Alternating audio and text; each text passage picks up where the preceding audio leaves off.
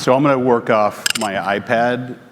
We're going to go really quickly through some content because I want to leave about 15 minutes. We got a 30-minute slot. Leave about 15 minutes to have some great conversation with Army Specialist Kevin Garland. He's joining us today and is going to talk about this particular solution. Let me first start by saying everything they said yesterday, right? So I'm going to resist the temptation to reiterate the things people said. I don't think I heard anything that I would disagree with, right? And it's great additional information as you kind of look at this process. We're a publicly traded company. This just says nothing I say here today means anything, so don't take anything from it. Alignment. So the topic here is really kind of how to drive viral adoption, how to get things moving. And, I look back on things I've done at SAP and GE, things I've done in small manufacturing plants. And it's starting to become kind of clear to me that there are key components. These key components aren't difficult to understand. They're difficult to align. And they just take a lot of stamina, right? I didn't hear Peggy talk about stamina, but, she's got a lot of stamina. Because every time she's on the right path, somebody wanders in and tries to knock her off course or come up with an idea that's an interesting and compelling idea but not aligned. So I'm going to talk about how to kind of do this alignment, and I saw a great presentation from Dharmesh Shah, who's the CTO of HubSpot. I'd suggest you take a look at it in more detail. He gets into a sales pitch of their stuff, which is cool at the end of the presentation, but the beginning of it's awesome. Talk about the tech landscape that's kind of causing the issues with the alignment, going viral, and then we'll get into the example. So I'm going to move through quickly. It's pretty simple math, but if you don't start with why you're doing it, I really don't care what it is you're doing. You're not going to get there. I spend more time with C-level executives talking about what are you trying to accomplish, and to be blunt, the answer is not deploy Vuzix to 400,000 of my employees. That's not their objective, that's my objective, right? If I can figure out what it is they're trying to accomplish, the why, that boils down into what the value that gets unlocked from that approach, which then lets us get into the tactics. And it's really important because if you do this the right way, you will have locked in your solution if you're the right solution in the very first conversation. Because never again, and I say this very directly to leaders, I say, I'm not going to come back here again and have a discussion with you about some engineer in some plant who wants to duct tape a camera, an iPhone to somebody's baseball cap and do it that way, because remember what we discussed in the why. That's inconsistent with the why. It's not inconsistent with the tactic, it's inconsistent with the why. So I beat that to death. That number is an example from some pilots that went on out in the marketplace that you can take a look at. I'll talk again in a minute about it. So the math's simple. These influencers, and this is the gist of Dharmesh Shah's presentation. Everything's on a vector. A vector's got magnitude and direction. So if you're anybody who's doing anything in an organization, you've got some impact to the organization and you're moving it in some direction. And what we tend to do is we tend to take a slice of time and then look at that and try to draw a conclusion. And that's just a point on a line. If we don't understand the why, if we don't understand where we're trying to get to. So years ago, somebody told me that it's important to know the destination, but it's also important to know the vehicle and the path that you're going to take, right? A 911 Carrera Cabriolet is an awesome vehicle to go from here to Philly. It loses its effectiveness if I'm going from here to London, somewhere about 6 feet offshore. So it's not just the vehicle, it's also the destination. That helps us define this vector, the magnitude and the direction, and then we have all the players, right? So I might have an IT person, I might have an operations person, I've certainly got some vendor who's got wares to sell, I've got some junior engineer that's trying to make a name for themselves in the organization. And as we look across all those different components, this is why things don't move forward, because XYZ person wants to sell their insert name device software system, whatever, and the ops manager just wants more effective people. Somebody's selling drills, somebody wants holes. And what we end up with is a null. Nothing moves. It ends up in the drawer. Even if it's really good stuff, it ends up in the drawer. Most of the time, that's not the case. That can be on a micro scale. Most of the time, it's one of these scenarios. You know, you got somebody who's kind of out in the weeds doing weird stuff. But generally, and I try to get a graphic, I used to row in Philly. You know, if you do the math and the vectors on rowing, what you're doing is you're pulling an oar. The oar is actually not pushing the water directly in line of where you're going, but you've got 8 people in a boat whose combined vector moves it as fast as possible in a forward direction, right? So you don't have to be 100% aligned, but you've got to be able to move the organization in the direction with the right magnitude. And sometimes on a micro scale, you can get absolute alignment. So while that last piece is generally how organizations function, now we know why we're doing it. Now we're going to go in, think back to what Peggy talked about, into a spot. Think about an operator on a plant floor who uses a solution brought to them by an IT person with vendors involved who think they're being punished when they're not allowed to use the solution. Is that not alignment? So think of it that way. Shift gears. So here's what's happening in the landscape. So we've got up at the top of the stack, if you've seen me do this before, I apologize for repeating myself, but we've got all this big brain capability that goes on at the very top of the stack. This is an example. It's kind of old. You can get it off YouTube. It's machine learning example of the machine learning to play Breakout. Anybody play Breakout here? A couple older ones like us. The trick is at the beginning, they just tell the machine, keep the paddle under the ball, keep the score going up, learn like a kid learns. Within 2 hours, it actually played probably as good as I've ever played. Within 4 hours, without any further instruction, it learned the trick. Anybody want to shout it out? What's the trick to Breakout?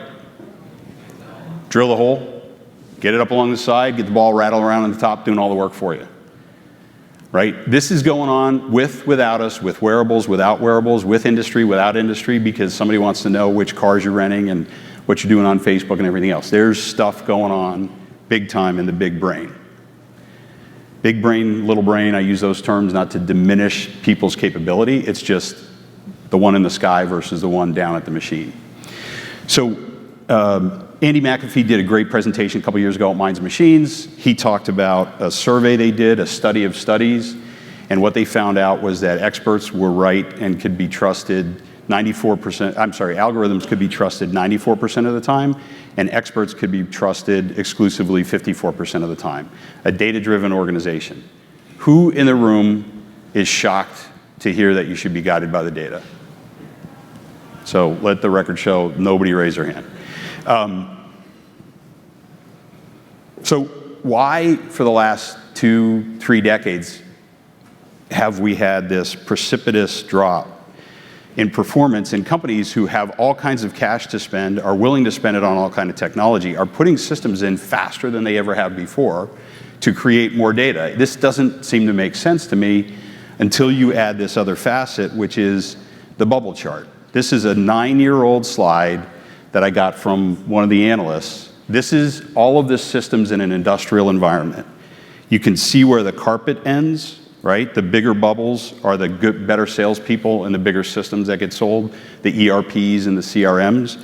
The little bubbles are the people who are sitting at a desk using Access, Excel, VB, some purchase system, some system we acquired from somebody else. And every bubble has a boundary, and every boundary is an integration point, creates latency, creates inaccuracy of data. And all I have is an operator at a machine with material and a customer who wants something. And in order to get this demand to here and this product back here, I have to cross every one of those bubbles. Because that one little bubble that says SPC trending, if I'm in a compliant industry, I can't ship it. I may have done everything right, and if the system's wrong, it's going to sit on my dock because I don't have a signature.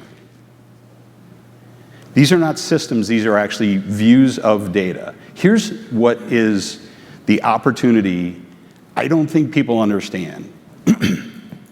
And I don't have a hobby, so I think about it way too much.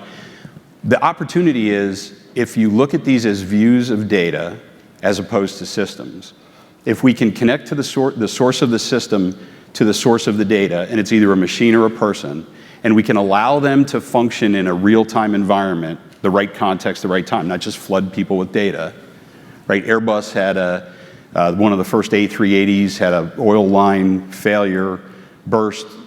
They lost a lot of the fiber optic that went to the back of the plane. Long story short, they had 500 alarms sound in the cockpit. They took 45 minutes to clear all the alarms before they could actually figure out what to do with the plane. Right? On the Deepwater Horizon, does anybody know what was going on the deck of the Deepwater Horizon the day that rig caught fire, those people died? They had choppered in executives from the company to give them an award for safety. This is reality. Because one set of data was out of sync with another set of data. Clearly, there was a catastrophic failure on the way that nobody knew about because the data got siloed. I hammer this because when you take a wearable, when you connect it appropriately into a back-end system, what you're doing is you're moving the flow of that information much more freely. And there are companies, thousands and thousands of companies, that could make a quantum leap in performance without having to change all of their infrastructure, if we do this the right way. So here's an example of a company that did it. Who has been to a presentation that saw Uber as an example of disruption? Everybody, don't lie. Nobody talks about it the right way. Uber is not a company that's huge because it has no assets. Woohoo, that's awesome.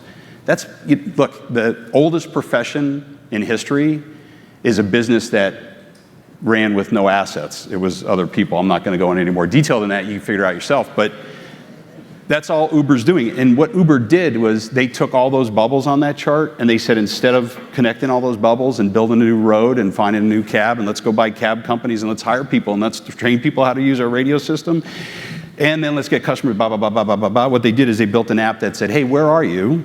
What do you want? Let me give you very specific information. I actually know that I don't know. You may have to dial it in because the GPS isn't that good. Hit the button, 4 minutes, you're going to have somebody here with decimal precision. I've got the registration of the vehicle. I got a picture of the person. It's gone viral in adoption because I have that as a choice, or I can take this digitized approach that the Taxi Association of San Ramon gave me, which, as long as my laptop was connected to the internet, as long as I passed the credentials and the location data, as long as I could actually figure out where there to go, I could get a car. We're adding bubbles when we're to your right of that slide. We're actually jumping the entire chain when we're digitally transforming. I think Uber is a data supply chain company because they don't just deliver cars, they deliver food. And in Michigan a couple years ago, when my Uber app chirped and said, would you like the Christmas carolers from the University of Michigan to come to your office? That hit me. Imagine the business case, anybody in here going to the CEO and saying, I got an idea. We could do cars, food, and Christmas carolers. The guys from ExxonMobil. You would be bounced out of there in a heartbeat. So transform, don't digitize. And what happens is, in that alignment protocol, right, we actually, as we drive to the edge, our outcomes increase as our perceived span of control decreases. Perceived. If I have better data, I know exactly what everybody's doing at the right time. I'm giving people more autonomy. What did we hear from Brian at the end? Even though I've been doing this forever, who's got better intelligence on what has to be done? So they have better intelligence on what I'm doing right here at this machine with this material and this customer order, but they don't have the intelligence on how that's impacting the business and what my CEO has now determined is the best course of action, because we're 2 weeks from the end of the quarter and our numbers are really trending really well. I don't want to put material into inventory. Normally in the plant, we want to run machines and push material into inventory. That actually negatively impacts our financials. My machine should pop up and go, the best next thing you could do is shut the machine off, go to the cafeteria, do your certifications that are due in 4 weeks. Let's get those out of the way, because I actually also know that in 4 weeks we're going to have an over demand coming through, and when your certification fails, you're not going to be allowed to run the machine, or you're actually going to run the machine because the certification system's another bubble, and that's going to show up, and we're going to hold the stuff at the dock and not ship it anyway. You think I'm making this up? This is what happens. This is the NASCAR follow in the wheels. Just let me not tell you everything to do. Let me give you the context and where I think you should act. But resist the temptation of those experts who want to create that null value, because there's a ton of people out there that'll come in and tell you, I can tell you how to solve this. I don't know how to solve it. I know the process of evolving a solution, but there's a lot of people who think they're experts. So we're going to actually run this video. This is a real video off the internet. We are the premier engineering and science institution in the world.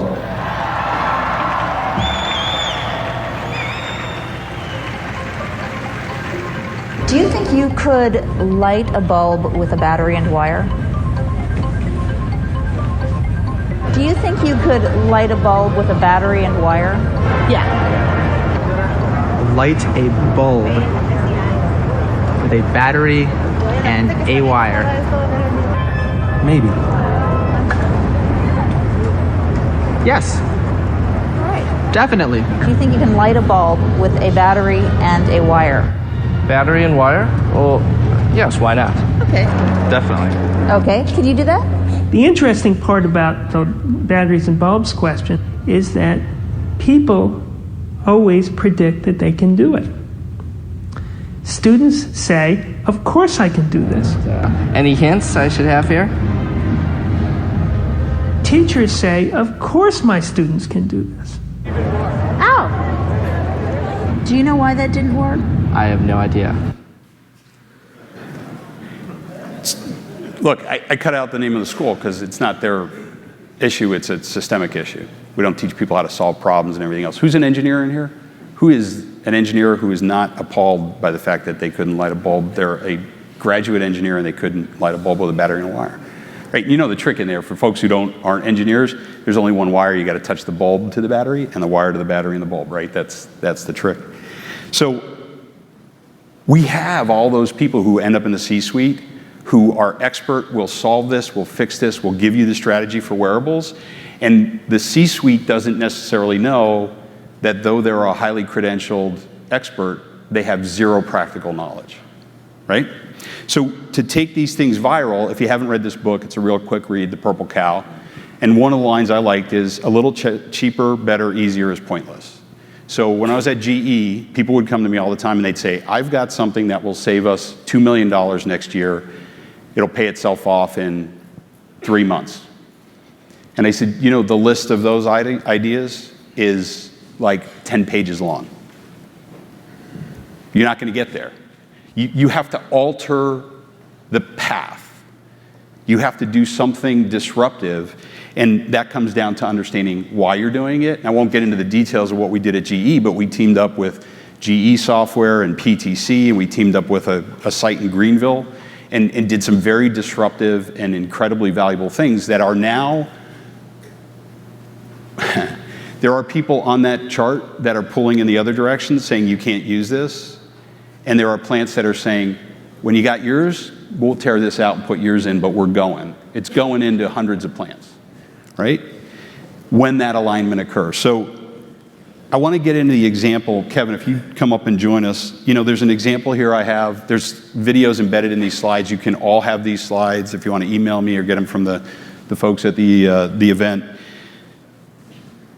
They did a small process. They improved quality, reduced training, improved ergonomics, and the error rate went to 0. That's alignment, right? So Cyber Times, we're going to have a seat here. I want to take questions. We're going to talk very briefly, but I suspect you might have some questions. Kevin's an Army specialist. Kevin, why don't you just take a minute and tell your story. We've been asked for security reasons not to get into the details of kind of how we got here, but maybe talk a little bit about your situation. Yes, sir. I was deployed to Afghanistan, and during my deployment, I received several injuries. including traumatic brain injury, severe hearing loss, and also vision impairment. I spent about 3 years in the military total. Getting out of the military, it was kind of hard to transition into the civilian world. Trying to find a job that was willing to cooperate with the 25, 30-year-old who has constant appointments, who can't hear, who, I have issues with headaches. It was really hard to find an employer who was willing to work with that. A lot of people say they will, and when it gets down to it, a lot of people go the other way. So we teamed up a few years back with Cyber Times. On the last slide, I didn't call it out. We love all the partners. We got great partners that are doing awesome stuff. The upskill team has a video. I call it the 34% video. If you haven't seen it, ask them about it. AMA, UbiMax, all these folks, Logistiview, they got really cool stuff that you could leverage. This was just the story we wanted to tell. I'll give you some of the other reasons. If you've got questions, raise your hand so they can get a mic to you. We can talk about this. So your traumatic brain injury caused hearing impairment and vision impairment. I'm sorry, what's the question, sir? So I'm on the wrong side. Yes, you are. Your hearing and vision impairment. Can you just talk about your hearing and your vision, the where you are percentage-wise? Okay, I'm completely deaf in this ear. Lost 70% in this ear, so I have a total of 15% of my hearing left. Unfortunately, I'm not deaf enough for a cochlear implant. And at the time when I was in the hospital, due to my brain injury, they didn't want to do any more surgery on the brain. Cochlear implant, I'm not sure, everybody's probably familiar with the cochlear implant. It's an implant inside the brain and a little magnet that goes out with the hearing device that lets somebody hear that has lost complete hearing in their ear. So there's also a bone-in jaw hearing, and I was too deaf for that. So it was kind of here's a hearing aid for your one ear, your other ear, there's kind of nothing we can do about the situation with the VA wise. The vision, I've got about 30-40% of my vision left with the correctional lenses that fixes the issue right away, but there's still kind of residual type issue. Yes, sir. There's still things that could be advanced on. 300 launcher. Device unlocked. So I switched sides. I've forgotten about his hearing loss in the right ear, so it'll be a little easier to hear. So do you have something you just want to demonstrate quick? We can show the capability of the device. Can you hold that up there, sir? Yeah, I can. Not currently in focus. Got a little lighting issue here. Not currently in focus. The light is dark back here, unfortunately. Processing image for OCR. Finding text and image. IUZIX view the future. So it basically just read what he had in front of him. So, what Cyber Times did was Cyber Times went after solving a problem, found a capable device. It turned out to be ours. This is the device that's approved for the Wounded Warrior program. By the way, there's a lot of chatter online about this. Just to be clear, the Wounded Warrior program serves every wounded warrior that comes back, everyone, and actually is available to every disabled veteran. There's a Wounded Warrior project. That group is orders of magnitude smaller than the Wounded Warrior program. And talking to Dr. Godbold, who runs the program, it became very clear to me quickly, it's a security issue. These are folks that have been in combat situations, received injuries, and it's, there's weird stuff going on out there. Let's just kind of park that there. So it's not one that gets advertised quite a bit, but it serves every veteran. There's probably close to 200,000 veterans with vision impairment. So Cyber Times went after the use cases saying, if I've got somebody like Kevin who wants to be able to get back into the workforce, I can help their hearing, I can help their vision. What if I could use this technology to actually improve this? Kind of a weird thing happened on the way to that party. It turns out that folks that take the technology and deploy it can actually go and work in a warehouse and do picking, and can actually be more effective in a picking environment than someone who's fully able but not complemented with technology. Right? Does that make sense? So let me just ask, are there questions? Anybody have a question? So the group's a little quiet this morning. So talk about some of the other things that the solution provides for you. So we saw that it can read to you. You talk about going to the grocery store. You talk about watching TV. Give me some other examples of the things you can do. There's also a facial recognition mode on it. For people, it's a little geared toward people who are more completely blind. They're not really sure, say if your wife, you're kind of talking to you, she's got that tone, you're not sure if she's upset with you. There's a facial recognition mode. You can snap a picture and it'll read back and it'll say, hey, she's 80% annoyed or she's 80% upset. I think that's a big one that, helps us men out there. Especially the blind man. I could just put that on replay for my situation. I drive my wife nuts, and she's sir. And then there's also like Mr. Paul said, there's also a bar scanner mode. You can go to any Walmart or any grocery store, and you can hold up a can of soup and you can scan it. It'll tell you what the can of soup is, what size the can of soup is, how much it costs. There's also a color recognition mode, and it goes deeply vast into the colors. It'll give you the scientific name of the color. And say you don't quite understand what that is, it'll also say, hey, that's 80% blue, or that's 50% red, when it gives you that scientific name. A lot of those colors I've never heard of before. The OCR mode, which reading the text, a lot of my friends who were blind, their biggest complaints to me was going home and helping their children with their homework. How am I to sit next to my son and help him with his math now? How am I to sit next to my daughter and help her read her English? And that was one of their big things to me. When you have your down days, you reach out to your battle buddies and you say, hey, how you guys doing today? Hopefully your battle buddy's having a better day, can pick your day up. So when they call me and they're down and say, hey, my daughter, I really want to help this and I really would like to, or reading a credit card statement. Some people have to have their children read their credit card statement to them, and that could be a little bit embarrassing. Especially if you've been in a situation like my situation where you've been unemployed for 7 years, you've been trying to make it on your little bit of disability that you have, and you do odd jobs here and there. I really don't want my son knowing what my credit is.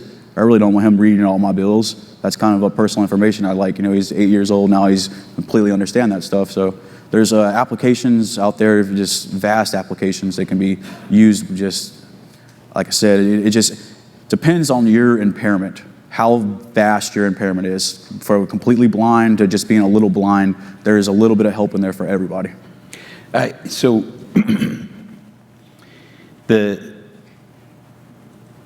when I heard this story, like everything I heard in this story was everything that anybody in any plant has ever asked me for. And everybody who thinks that somewhere 2-3 years down the road will have that, right? I mean, I don't know what they ask for in plants that's not somehow encompassed in either recognizing this, reading a code, telling me back. Think of when I talked about the big brain and the little brain, and that's not about you, Kevin, right? The little brain, that's not what I'm saying. The little brain is the device that Kevin's wearing that's connected to the big brain, because every barcode in the world, while you could probably put it on the device, that's not necessarily the right way to do it. So what you want to do is you want to read it, you want to ping against some database, bring that back, and then it whispers in your ear and tells you what's going on. So you've got big brain and little brain. You've got machine connectivity. You've got connectivity to the human. You have a direct impact on people's performance. In this case, a very, kind of a difficult situation. We're sitting at dinner the other night. Then you talk about operators. Our operator is going to use this technology and they're going to move forward. And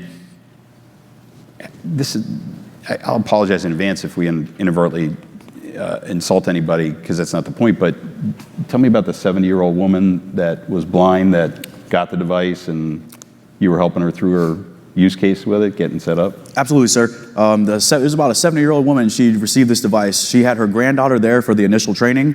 We spent an hour and a half with her initially, just getting the device set up. When you get the device, the big issue is the fine-tuning of it. Everybody has different preferences, whether this volume being louder or softer, the contrast of it, the brightness, it's all specifics. So we spent an hour and a half with her and her granddaughter was, a little more tech savvy.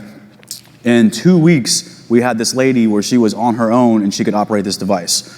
So, with a 70-year-old woman in 2 weeks, when we can teach her how to use this device, I'm pretty sure we can teach anybody how to use this device. And not 2 weeks of constantly on the phone for 2 weeks. 2 weeks of try this, we'll talk. That's correct. That's right? correct. I mean, I'll talk to you in a day or two. You give these couple things a shot, and she'll call me in 2 days and say, hey, I'm having issues with the focus, or I'm having issues with the bar scan mode. So we'll kind of we'll just tweak a little bit here, tweak a little bit there in the settings, and then she just called and she had her aha moment where she finally, her issue was getting that right angle to hold it and to snap the issue. That was her biggest issue, to find that right angle. Once she found it, it was money for her. So this is, look, you tell me whatever you got in your plants and your facilities and people that want to do or don't want to do things. I mean, it's an elderly blind woman and a granddaughter that are figuring out how to put the tech together. And, I sit with companies and they got PhDs that say they can't figure out how to get this stuff done. My point is that to make a dramatic impact and to drive viral adoption, we're at a spot where we don't have to invent something new. We're going to continue to advance our device and make it easier to use. I've got the blades here. It looks like sunglasses. If you haven't seen them at the booth, you want to try them on and see what a waveguide lens looks like. In a year, we'll be at a point where we've got folks not wearing a device that looks like Terminator, but it's actually a set of sunglasses that look like Oakley's, right? I mean, we have that tech working. You can see it if you haven't seen it. There's no reason not to do it. The only reason we don't do it is because we don't have the alignment and we don't pull the team in the right direction and we don't understand why we're doing it. We don't understand the value. And when I was at GE, here's the thought I'll leave you with. When I was at GE, I would bring competing vendors into the room and I would say, you have one job, and your job as the sales team for XYZ vendor is to eliminate yourself from consideration as soon as possible. Tell me all the reasons you can't do what we need to do, because what we'll find then is what we should be doing very clearly. We'll also not waste your time and my time, right? A drawer full of stuff that doesn't work. It's not a drawer full of stuff that doesn't work. It's a drawer full of stuff that works for something, but not what we try to put it into play. I would speculate. Maybe there's some stuff that just doesn't work. That is then what drives the whole process forward and allows us to achieve these types of gains, right? So we're out of time. I want to keep everybody on time. I hope this was valuable. I would like to ask you, first of all, on behalf of all of us, to thank Specialist Garland for his service, his military service, and what he's done for us.